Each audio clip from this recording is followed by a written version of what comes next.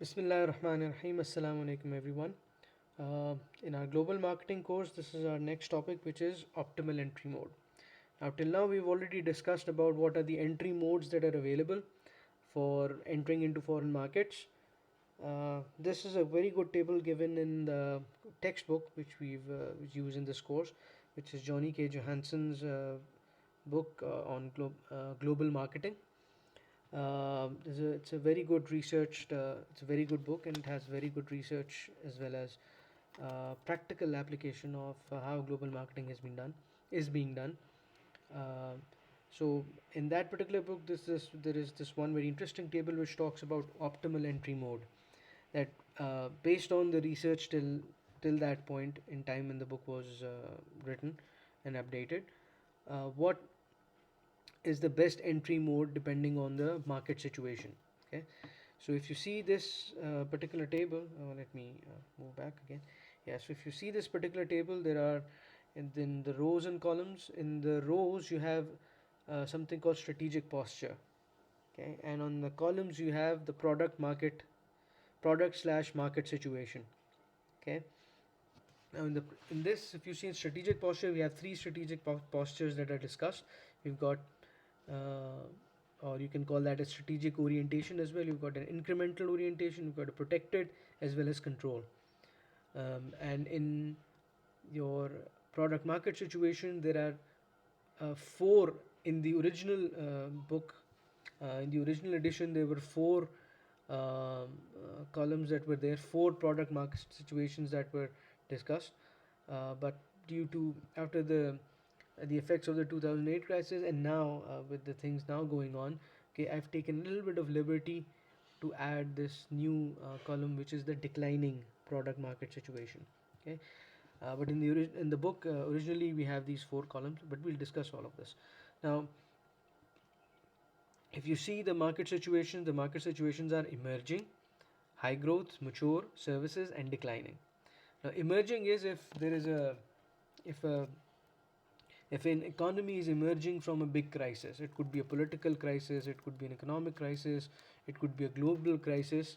Okay, so after that particular thing, you have an emerging situation.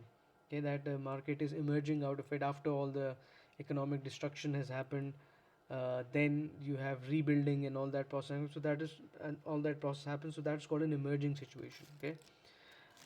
Then we have a high growth situation in which after emergence you have infrastructure development, and there is rapid growth that starts to happen in the economy due to investments, local or foreign, or um, and the government stimulus or government packages, the government supports growth in the economy. Then we have a mature situation where the market is mature.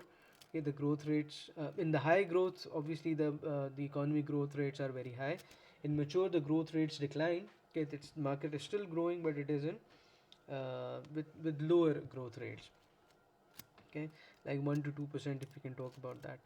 And in services, then the orientation of the economy is more service oriented rather than product oriented. And obviously it's continuity of the mature stage that is there. And then the last one is declining, which we are facing right now with the advent of the with what I'll call is the second leg of the of the greatest depression now starting. We have this declining stage where now you have economic decline that is going on. Okay, now in this, if you see, there are different optimal entry modes that are given. If you have an incremental posture in an emerging market situation, a company should go for indirect exports because there are lots of risks. And similarly, if you come to the last stage, which is declining, again you should go for indirect exports because there again are larger risks that are there. In the middle, if you see in high growth economies, indirect exports, because again the situation is volatile. A lot of companies are coming in and a lot of companies are going out as well. In mature, where the systems are stable, okay, and things are going predictably, then you can have direct exports. And in service based economy or service oriented economy or service, you can have licensing and alliance, because you have a lot of companies in the foreign market or in the country of destination where they would be willing to give their services, and they'll have good skill levels as well that they'll be able to maintain whatever your product image or product brand is and the quality that you require. Okay. In protected, uh, we have in emerging markets you go for joint venture, because if you want protection you would like to have partners, and with partners you can form a joint venture, which is significant commitment of resources, which entails a significant commitment of resources from the partners.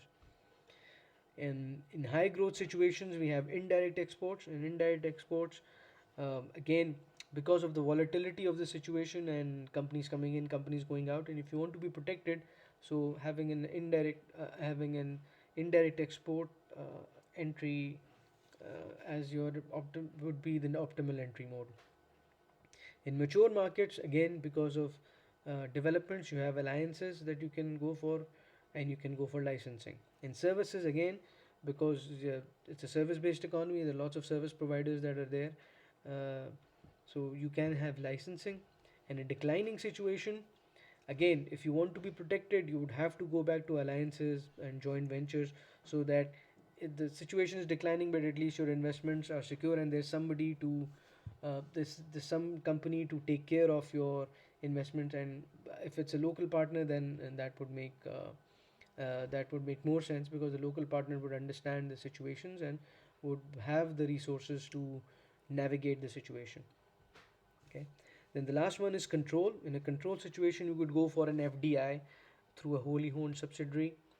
In emerging markets, because you want total control. If you think the market is of very high interest to your company's future prospects, then you should go for an FDI, and that should be wholly owned subsidiary. Uh, then in high growth markets, you can go for acquisition, because in high growth, again, companies are coming in and going out, and those who are going out, they would have the infrastructure investments that they would have done, so you can acquire them, or you can go in with alliances. In mature, again, you can, because the market is mature, there's less uncertainty, the risk is very low, so you can again go for an FDI or a wholly owned subsidiary, through an wholly owned subsidiary, or even a greenfield investment. In a service oriented economy, you can go, because there are services are available, so it is safe. You can go for franchising, you can go for alliance, you can go for exporting. Okay. And in declining market, if the market is of such interest to the company, okay, then in declining, what happens, because a lot of companies are closing down, so you can go and acquire, you can pick up the assets and acquire those assets uh, for your company's purpose. Okay. If you have any questions, then please send them to me. Thank you very much. Have a nice day.